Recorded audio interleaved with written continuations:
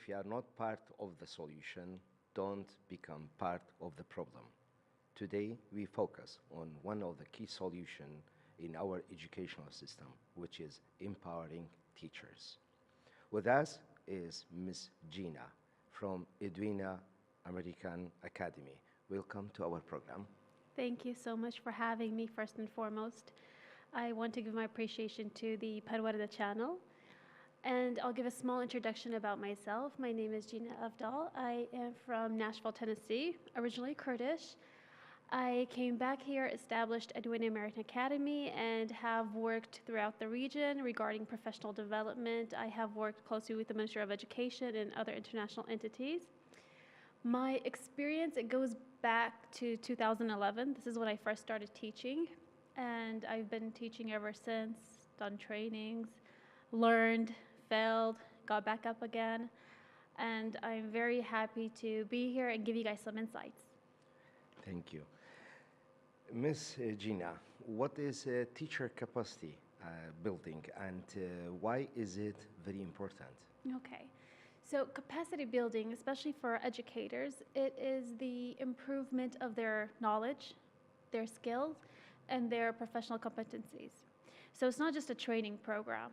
No, it's a long-term process for us to kind of get into what we are facing today, because the world is changing. It doesn't matter how experienced you are or what degrees you have, there's always areas of improvement that you have to do.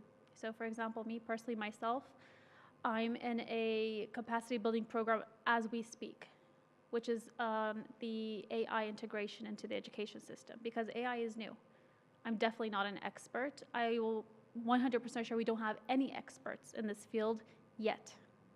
So it's an ongoing process that we need, especially not just in Kurdistan, in every country. It's not just for developing countries or developed countries, it's for all.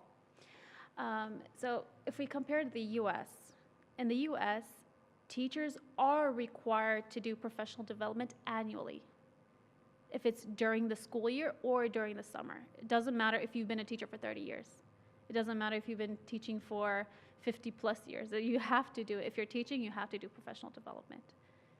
So it's a very critical point in the education system, because if we think about it, when we develop our teachers, automatically, what does that mean?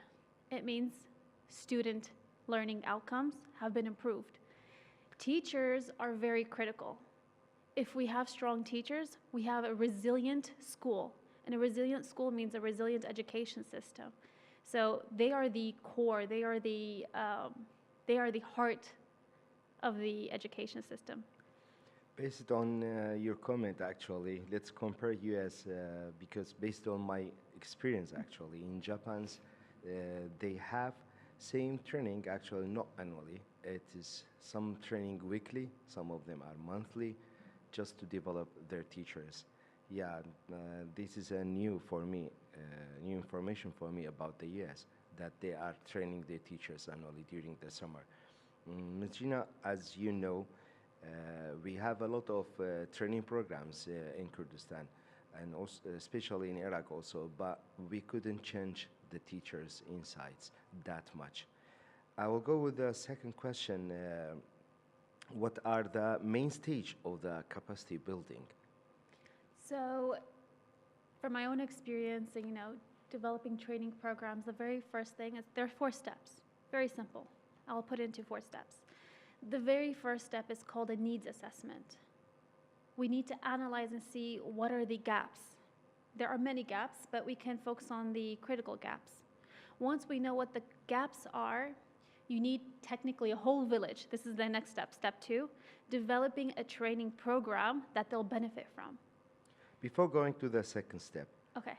You said need assessments. So we have to put all teachers in assessment process to find or to check their needs? Okay, so what we can do, there are different ways or different methods that you can do a needs assessment. One, you can do schools assessment to see what are the gaps of the student learning outcomes and how can these teachers fill up these gaps. So collecting data through surveys, the survey, data, yes.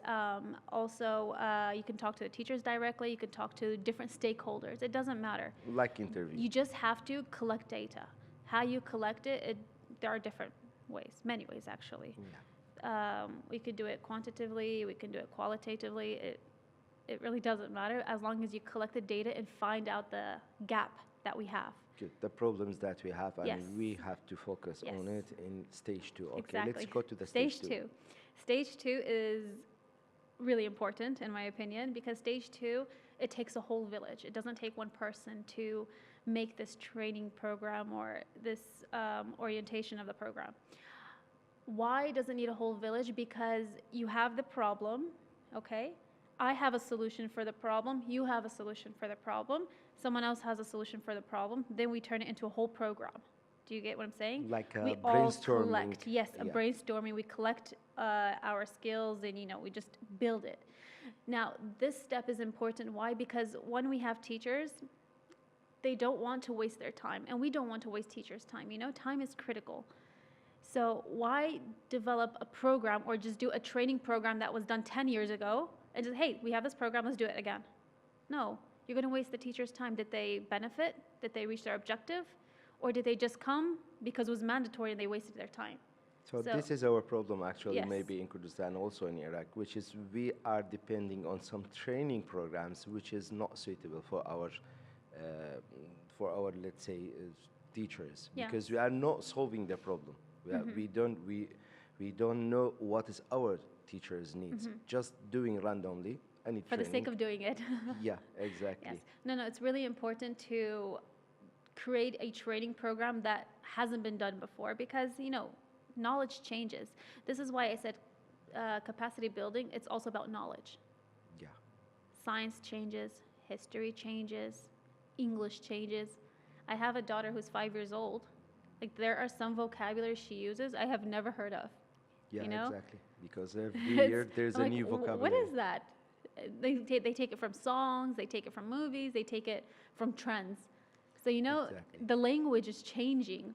I was doing a class observation here, and there was some vocabularies. It was so old, like no one even uses it anymore, but they're teaching it. Do you Yeah. get what I'm saying? Yeah, exactly. We need to update the knowledge and how teachers teach different grammars because there are different techniques now. My expertise, so for example, I have a background in science, the scientific department. I majored in biology, and then I did my master's in instructional leadership and organization, PhD, same thing. But I've grew up with English. It came to me naturally, okay? I didn't go to any courses, so I don't know the process of teaching grammar or teaching language. I think we have same history actually. I'm also graduated from the chemistry department, Yes. and also, as you said, I haven't participated in any English courses. Yeah. So yeah, it's a little bit complicated. But I have a comment about Sure. the new trends actually. When I was teaching, I saw some students that are using the word of the 6767. Yes. Oh And my as God, you I know- have a video of my daughter.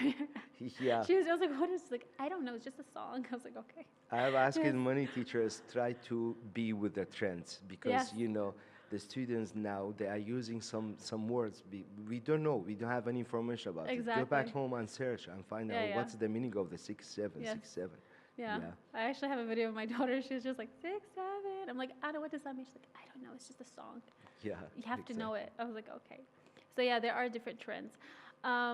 So let me go back to why I'm talking about English language.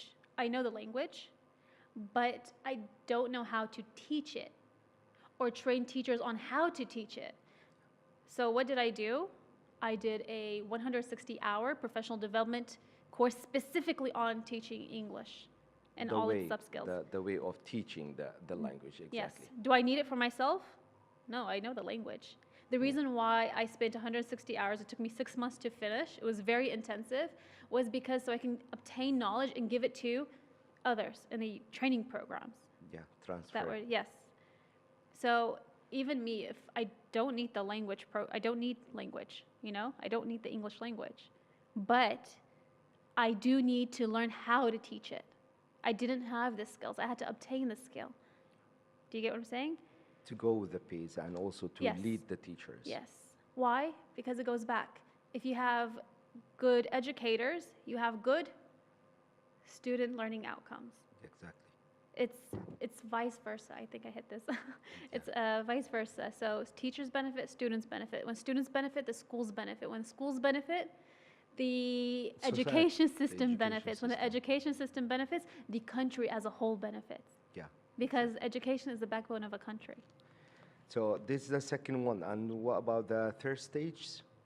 The third stage is also important. All stages are important. Let's Not that, The third not like the stage, yes. second one, let's say. So the third stage, it's follow-up. So the teachers, they got the skills. They received it. Now we need to teach them how to transfer it, how to use it. And implement these information. Implementation, yes. Implementation. And then the final step is to follow up. Go to the teacher's classroom. Are they implementing what they learned? Are they doing it the right way? Do you know? Do some follow-ups. Hey, do you have any challenges? What are your challenges? Because, they've taught it practically. Now they know what they're weak in. And then they tell you, hey, I need improvement in this area. And then you can do the improvement in the follow-up, the final stage. So it's looked like the first stage to know their needs. Yes. And to work on that needs, let's say, and also to make the system work together, all these steps. It's a whole cycle. It just goes over and over. Professional development is a one-time thing. It's a long-term process. This will lead us to the fourth question, or let's say third, I'm sorry.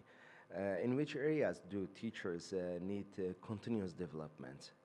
Just the way of the teaching, or there's different areas we have to focus on it? I would say everything. Pedagogy, assessment, digital literacy, emotion. This is very important part. All the skills. Emotion. Yeah, exactly. Recently, I'm always in training programs, not if it's for myself or giving it. So recently, there was an instructor. He came from the U.S. consulate. He did a workshop for children martyred on resiliency. Yeah, Imagine a whole training program on resiliency. it's amazing, actually. I was just listening. I was just observing. I wasn't an attendee, but I was observing. But I learned so much from that session. I was like, wow, I never thought about a training session on resiliency. How can students, not just students, how can people get back up after falling down? How to process your emotions. So, for instance, I annoy you. You have a quick reaction, okay? But how can you control this reaction? First, I annoy you. You're bubbling up inside. You have to first think, why am I feeling this way? Question yourself. What can I do to calm down? Is it worth it? If we learn to process our emotions and question our emotions, we would have better reactions. Connect towards with our other inner people. part, let's Yes. say. Yeah, and also bullying. We have this Yes. problem in our schools in Kurdistan. This will lead me to the coming question, which is our purpose. What plans have you and your organization carried out with the Ministry of Education? Okay. So, Dr. Alan Hamad Saeed, Yeah. the minister himself, I'm very intrigued with how passionate he is when it comes to the education system. He's actually like an idol, an icon. Why? Because, for example, I'm always surprised and intrigued by people that grew up here. For instance, I had the easy way out. I grew up in the US. Everything was open to me. I never faced hunger. I never faced post-war. I never faced hardship. Do you get what I'm saying? Everything was given to me. But for people here, they faced post-war, they faced a lot of tragedies, yet something so bright and so beautiful has come of them. Knowledgeable, their passion, their enthusiasm, it's so clear, and it's very... This is the result which has come after the trauma. Yes. Psychologically. The resilience, they got back Yeah. up and they're stronger, they know. Yeah. And it's really nice to see, the Kurdish people become so bright and beautiful, and they're striving. I mean, look at the governmental sector, look what they've done to Kurdistan. despite all the challenges. I mean, I know that many people complain about salaries and, hardship and so forth, but they don't see that there is a war going on that they can see between governments, you know? I mean, we're surrounded by neighboring countries.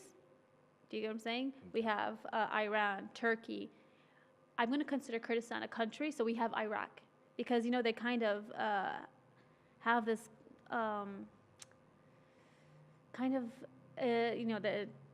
between the salaries. It's a war going on to fight for the salaries. We're not doing the war, it's our government doing the war. But despite all of these challenges, Erbil is the most beautiful city in all of Iraq. Not just Iraq, I would say even in neighboring countries. It's the most beautiful city. Why?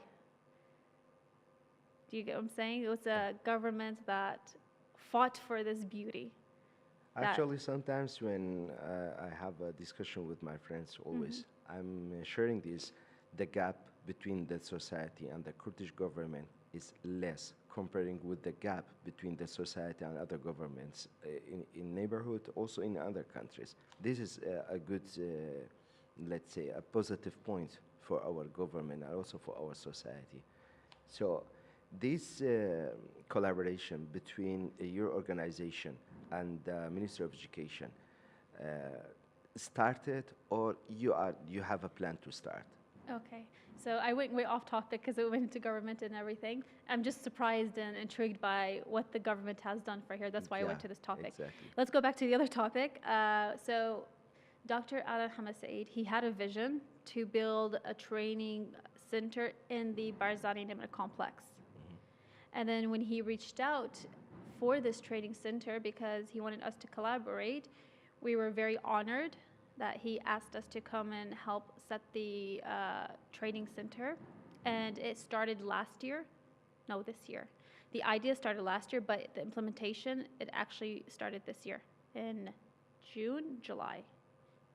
I remember it was 3 days, imagine 3 days, testing almost 1,000 teachers in 3 days. 1,000 teachers. 1,000 teachers. Yeah. And out of these 1,000 teachers, around almost 400 participated in the training program, the capacity building.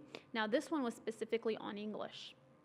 Just the English language. It was just on English. However, there are going to be others on pedagogy, assessment, digital literacy. Now, why is English important?